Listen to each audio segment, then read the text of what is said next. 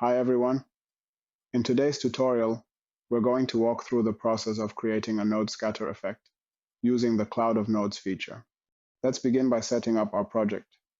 We'll head over to the Render tab and switch the render engine to Cycles and enable GPU compute. Now, moving on to the sampling settings under the Render section, we'll set the max samples to 256. Let's also expand the Denoise tab and choose Optics as our denoiser. Next, under the Performance settings, we'll open the Memory tab and disable Use Tiling.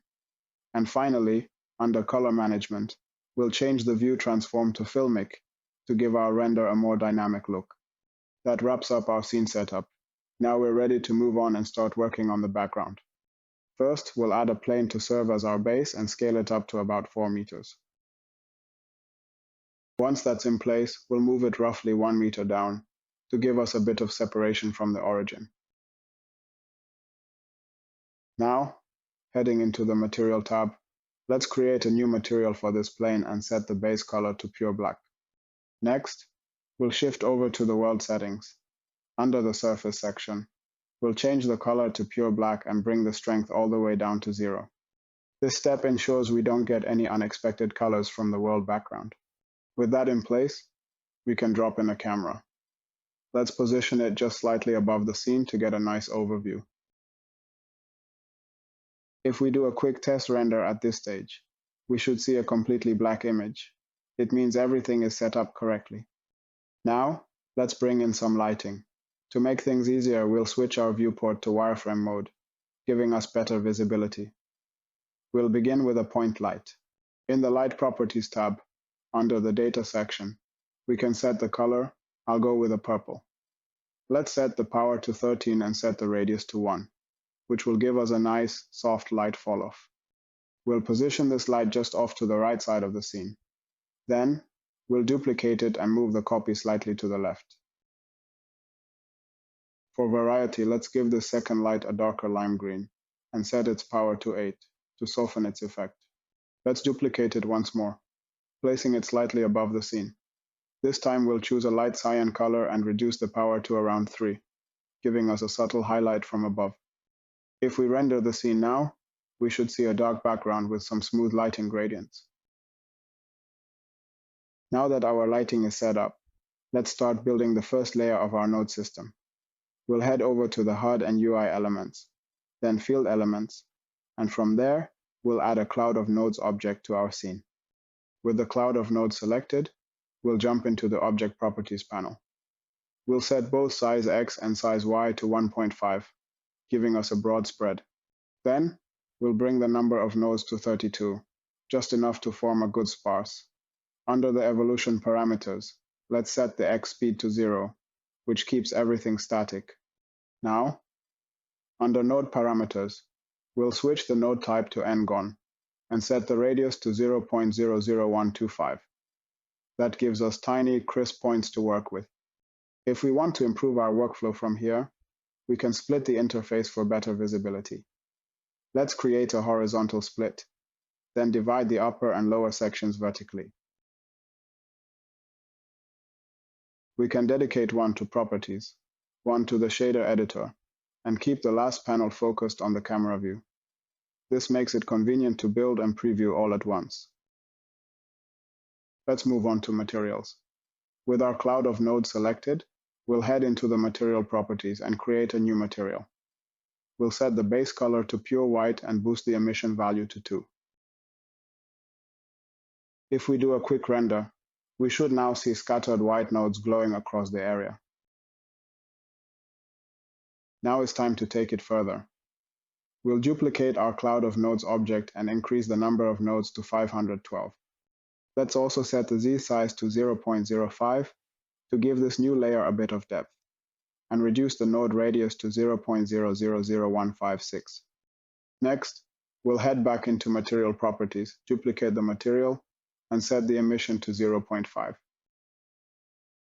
Now, let's duplicate the object again, duplicate also the material, change the color to a bright cyan lime mix, and bring the emission back up to 2 for some added vibrancy.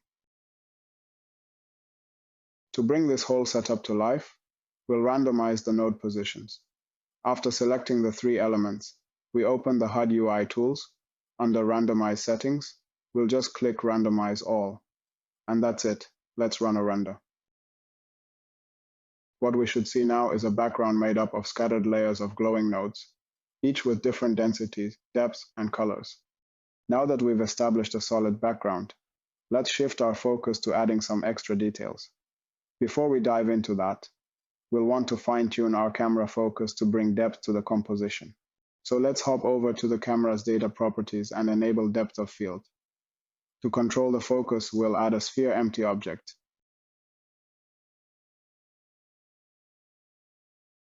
Then, heading back to the camera settings, we'll set this empty as our focus object. To bring that depth effect into play, let's divide the f-stop value by 8 to reduce the focus range and get a good blur. If we run a quick render, we won't notice a dramatic change just yet, but it's going to make a difference once the scene comes together. With that ready, let's go ahead and duplicate our most recent node element.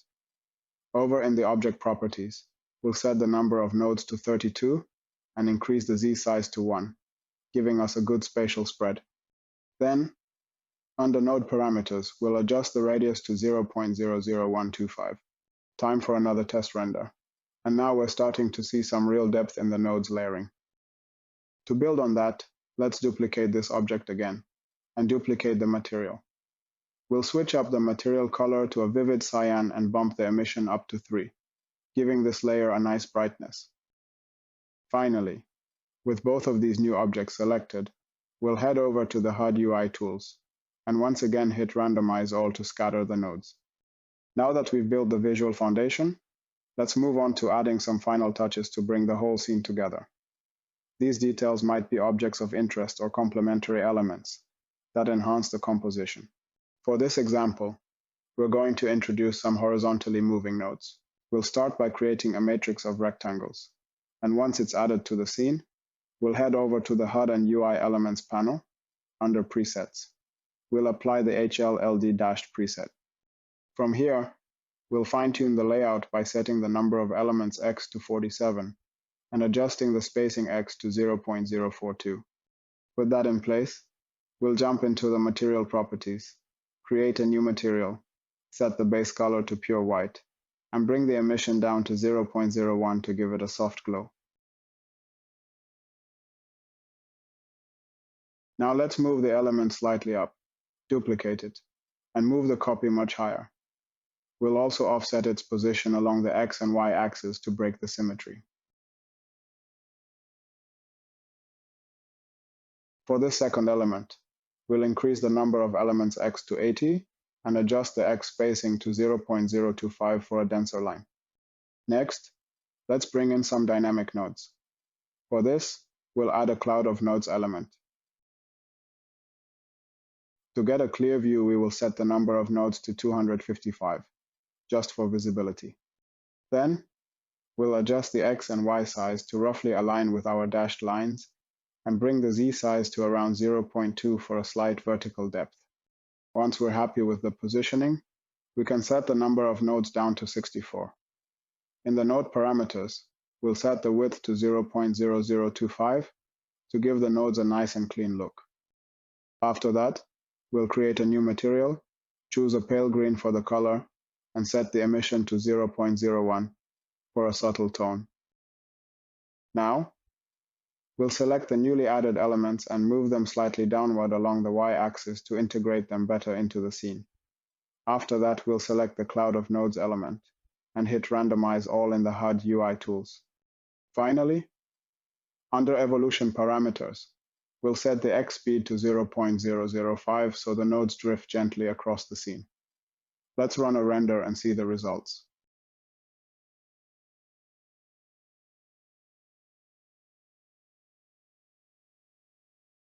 To wrap things up with a final touch, let's start by selecting the elements we just created. We'll go ahead and duplicate them, then move the copies upward along both the Y and Z axes.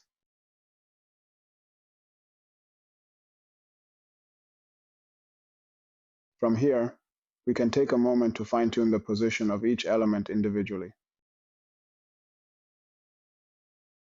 Next, let's update the cloud of nodes element. We'll bring the Z size down to 0.01 to keep it flatter, and under the node parameters, we'll set the length to 0.02 to give the nodes a bit more horizontal presence. Now, to make sure the element is visually highlighted, we'll duplicate the existing material, switch its color to cyan, and bump the emission to 0.5 for a subtle glow. Let's unify the base color and emission color across all materials that emit light. We can do this by creating an RGB node in the shader editor and plugging it into both the base color and emission inputs. This makes future adjustments easier. Once everything's set, we can render the scene and see the result. Finally, to bring our composition to life, let's enable the animation. We'll select all the cloud of nodes elements, and in the HUD UI tools, under Animation Playback, we'll click Enable Animation.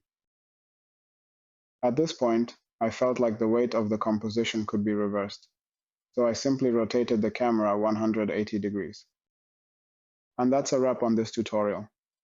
We've just built a dynamic and visually rich node scatter setup, using the cloud of nodes system, added layered motion and lighting, and brought everything together with a layer of animation.